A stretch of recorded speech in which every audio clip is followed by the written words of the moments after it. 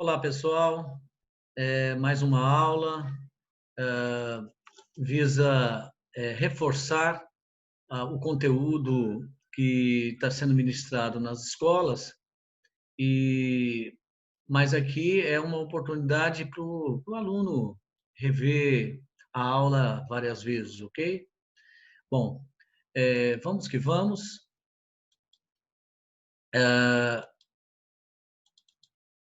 Eu estou trabalhando a Alta Idade Média, né? Trabalhei a Alta Idade Média feudal e a Alta Idade Média bizantina, e agora, ainda na Alta Idade Média, a civilização árabe islâmica, ok? Bom, só para ter uma definição temporal, pessoal, nós estamos vivendo, desculpa, nós estamos estudando a Alta Idade Média, período ali que vai marcadamente do século V até o século X da Era Cristã. Nós já vimos aqui a Europa na sua formação feudal, formação e apogeu, né? Com o Reino Franco em expansão até chegar no Império Carolíngio de Carlos Magno. Enquanto você tem nessa Europa, né, aspectos feudais, você tem no Império, ao mesmo tempo, o Império Romano do Oriente, seu desenvolvimento, tá? O Império Bizantino, que nós já vimos também em aulas passadas. E aqui embaixo, pessoal, a partir do século VII, a partir da morte do profeta Muhammad, nós vamos ter a formação e expansão dos árabes. Tá? Eles vão formar um vasto império, que vai até o leste ali, região ali seria hoje mais ou menos perto do Afeganistão, passando a dominar todo o norte da África e também a região da Península Ibérica. Então, é a Alta Idade Média, onde, em um certo momento, nós vamos ter três civilizações coexistindo. A civilização da Europa feudal, a civilização bizantina e a civilização árabe islâmica. Bom, para tratar sobre a civilização islâmica, nós temos que recuar à Arábia antes da reforma religiosa promovida pelo profeta Maomé. Tá? O que tínhamos, né? Nós tínhamos nessa península aqui, que a gente chama de Península Arábica, tá? Nós tínhamos uma diversidade de tribos, algumas sedentárias morando nas áreas costeiras da península, né? E desenvolvendo atividade mercantil, e tribos, cerca mais ou menos de 300 tribos, que habitavam o deserto da Arábia, ok? Bom, meu mouse aqui está dando probleminha.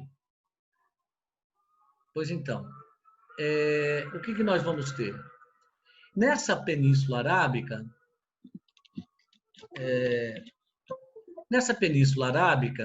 que hoje compreende aí os países como a Arábia Saudita, o Iêmen, o Omã, Emirados Árabes, Catar, o Bahrein, o Kuwait. Pois é, naquela época, século VII, né, no século de Maomé, o que nós vamos ter? Nós vamos ter cerca de 300 tribos beduínas, né, habitando a parte do interior, né, no caso do deserto da Arábia, em disputas constantes. Essas tribos, elas eram seminômades, elas se deslocavam temporariamente nesse deserto, disputando poços de água, os tradicionais poços de água, as formações de oásis também eles disputavam também as rotas comerciais que atravessavam o deserto, né? Eles praticamente, uma tribo controlava uma rota até um certo tempo, cobrava ali um pedágio, né? Dava uma certa segurança, uma proteção aos caravaneiros, mas não demorava muito, uma outra tribo exercia a hegemonia sobre essa rota, né?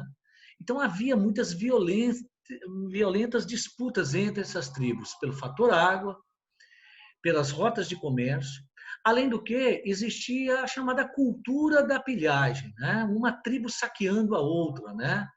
Era mais ou menos o ambiente da sobrevivência no deserto. Bom, além do que, essas tribos elas tinham como religião uma religião tradicional, politeísta. Algumas, né, também se apegavam no animismo, né, na crença de que havia divindades vinculadas a, a regiões da natureza, né, a montanhas, né, a árvores. Bom, mas enfim, esse politeísmo e esse ambiente de conflito, né, de certa forma tinha um período de trégua em que essas tribos visitavam a cidade de Meca. A cidade de Meca tinha o templo da Caaba, onde estavam ali as representações dessas divindades. E a cidade de Meca, por conta de que todo ano, né, você tinha essa visitação dessas tribos para cunho religioso, a cidade também foi se tornando um grande centro comercial. Tá? Bom, as lideranças dessas tribos estavam nas mãos dos sheiks. Havia muitas disputas, né? Muitas disputas de prestígio entre esses sheiks, de maneira que nós tínhamos uma Arábia não pacificada, tá? Uma Arábia desagregada, uma Arábia politeísta, portanto, e esse quadro todo dessa Arábia pré-islâmica será alterada com a reforma religiosa que vai fazer nascer o islamismo. Tá? É nesse cenário todo que aparece a figura de Mohammed. Né? Maomé teria nascido em Meca, ele vinha de uma tribo que cuidava do templo da Caaba, talvez até dos ofícios da Caaba, e, e logo cedo Maomé ele passa a ser criado por um tio, né? O tio de Maomé era um grande mercador. Com o tempo, Maomé também vai se tornando um grande mercador, né?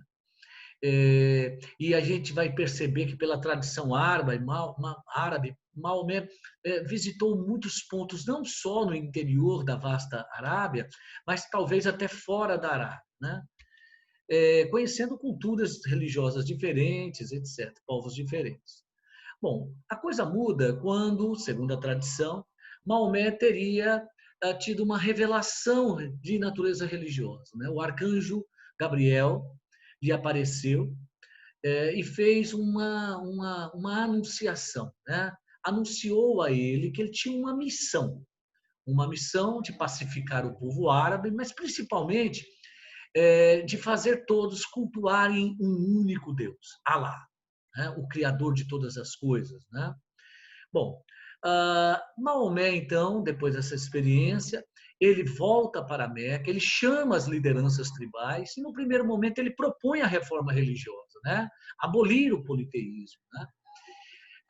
Há uma resistência, esses líderes árabes não aceitam, né? Talvez temendo a queda do comércio na cidade de Meca, né? Porque se a Caaba se redefinisse, se tirasse as divindades ali, né?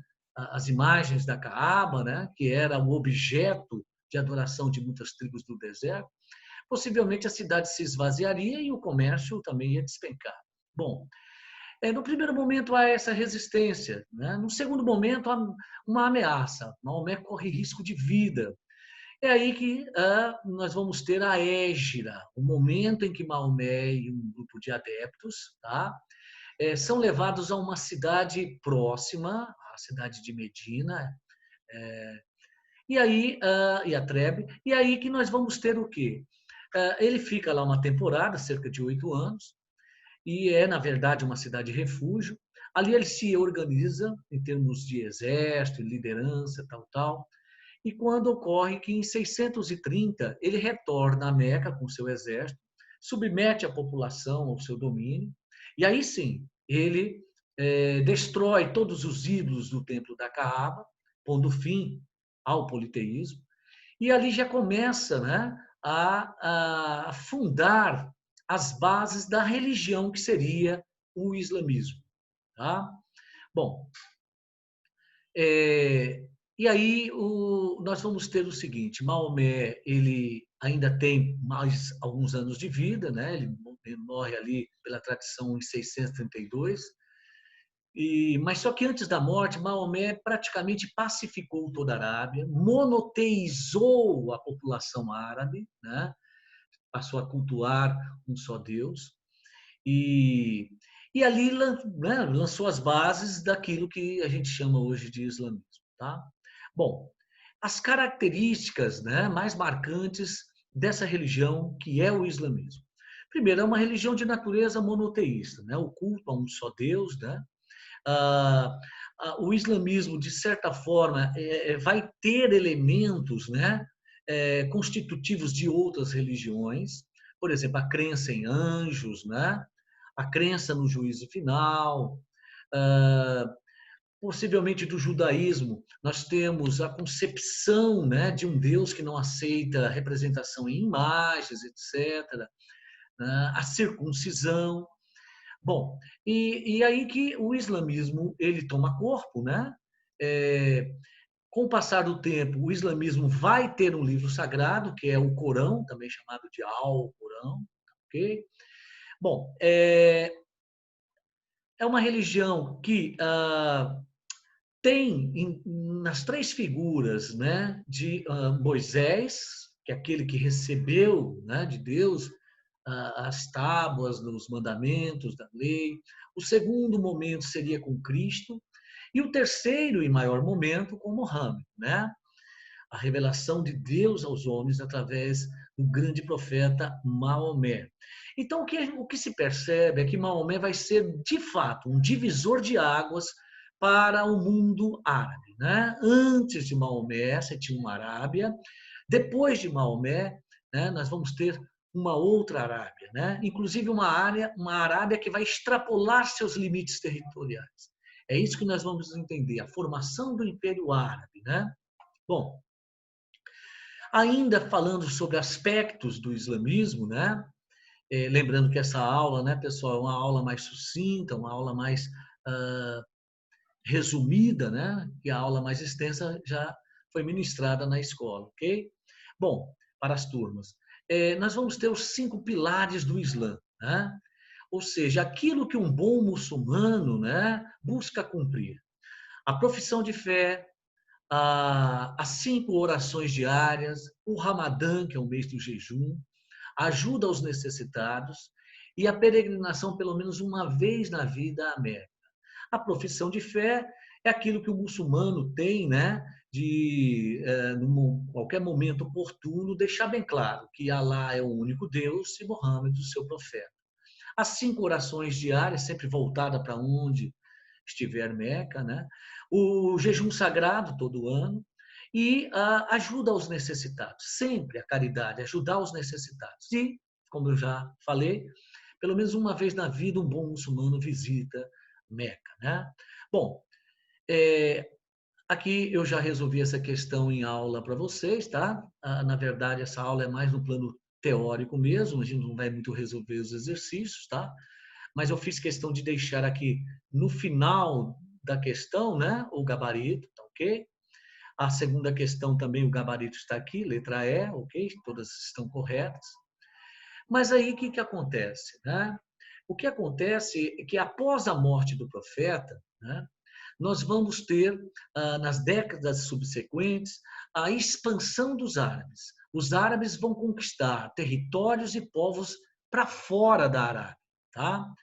Mas só que antes de explicar esse expansionismo árabe, que foi, de certa forma, até fulminante, a gente vai perceber que o mundo muçulmano, inclusive até hoje, possui duas grandes diferenças. Né? Diferenças não, uma divisão maior entre sunitas e xiitas. Apesar que dentro de cada um desses lados você tem lá suas frações, né? Seus segmentos, etc. Mas essa divisão entre sunitas e xiitas, inclusive, chega até os dias de hoje. Né? Se você analisar hoje, por exemplo, a geopolítica do Oriente Médio, passa um pouco por isso. Né? Você tem lá duas nações poderosas do Oriente Médio que disputam uma certa hegemonia na região. O Irã, representando, né, o arco xiita, né, de governos, etc., e a Arábia Saudita, representando o bloco dos países sunitas, né? Bom, mas da onde veio, qual a origenzinha mesmo, né, dessa divisão? Bom, logo após a morte do profeta, né? você tinha algumas tribos que tinham uma preferência de que a sucessão, né, na liderança do mundo do Islã, né, depois de Maomé, ficaria dentro dos limites da própria família dele, né? Então essas tribos apontavam para Ali, o jovem Ali, né? Que era genro de Maomé, casado com sua filha Fátima, tá? Mas outras tribos já tinham a preferência pelo um velho líder militar, tá? Abu Bakr, que inclusive, né, acompanhou toda a trajetória do profeta. Bom, afinal de contas, prevalece o quê?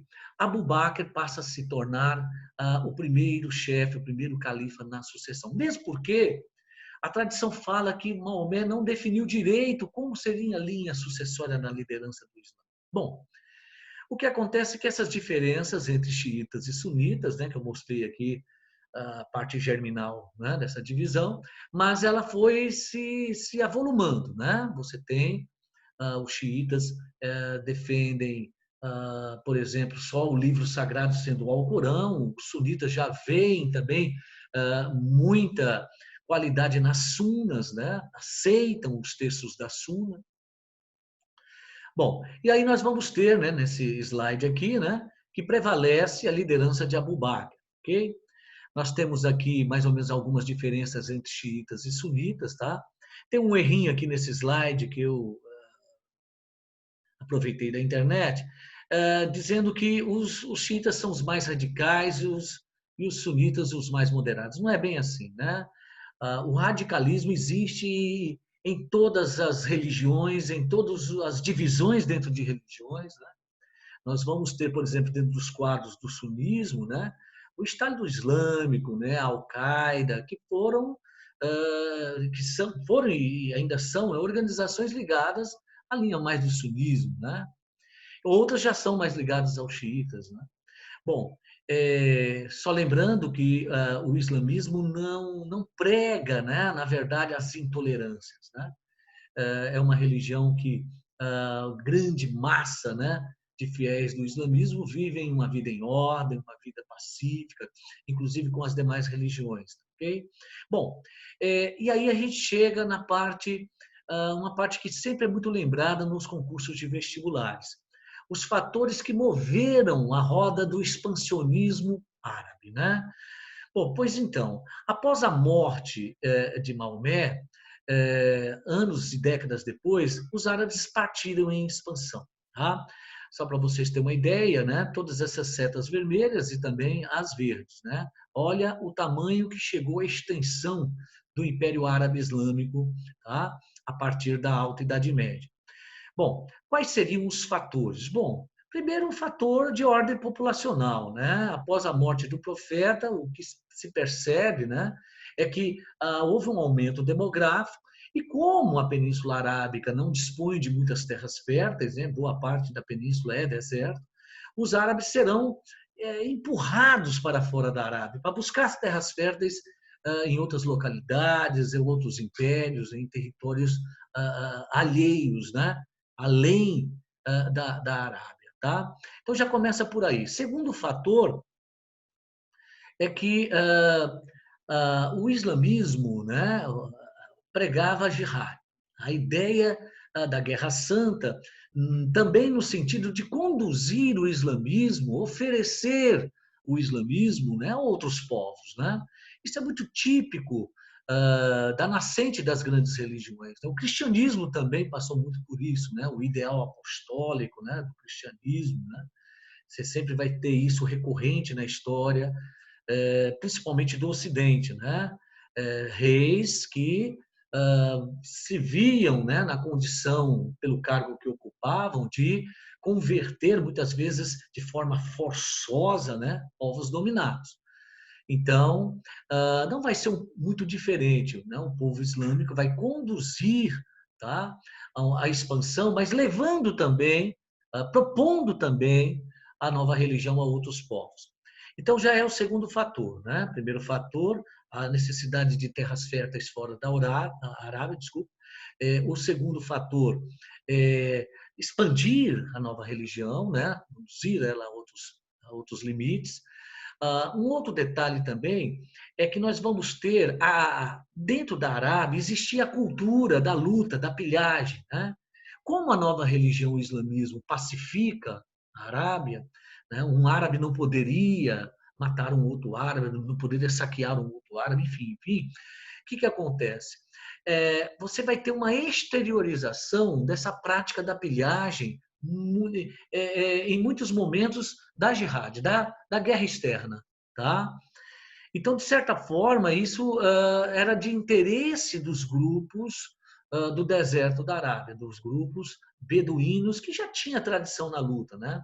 Inclusive, tornava o exército árabe em expansão com uma certa qualidade de eficiência de luta. Né?